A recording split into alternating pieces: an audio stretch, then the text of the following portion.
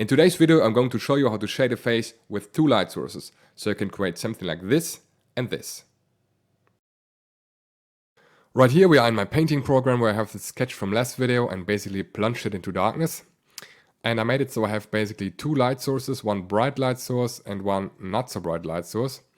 I created a little graphic at the top that resembles the head from above and shows you the direction of the light. In this case, for example, the bright light is coming directly from the right, and we can gradually move it more towards the center of the face and that it's coming from the front.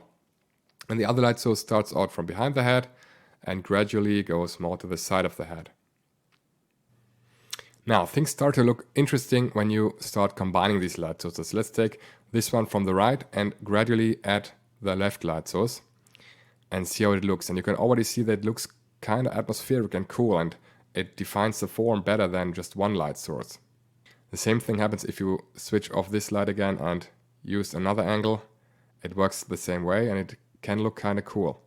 You have to be aware though that at some point these light sources cancel each other out. So if you take this one for example and then add this one, you can already see this area of the face, for example, gets cancelled out. The brighter light source overpowers the softer light source, the weaker light source.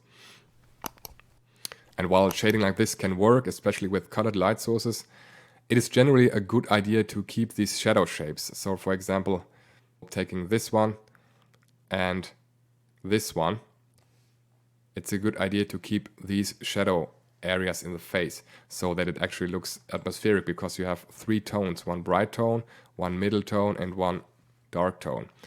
In the end, this is exactly what I did in this Hulk drawing. You can see it right here, where this area of the face is pretty much in shadow.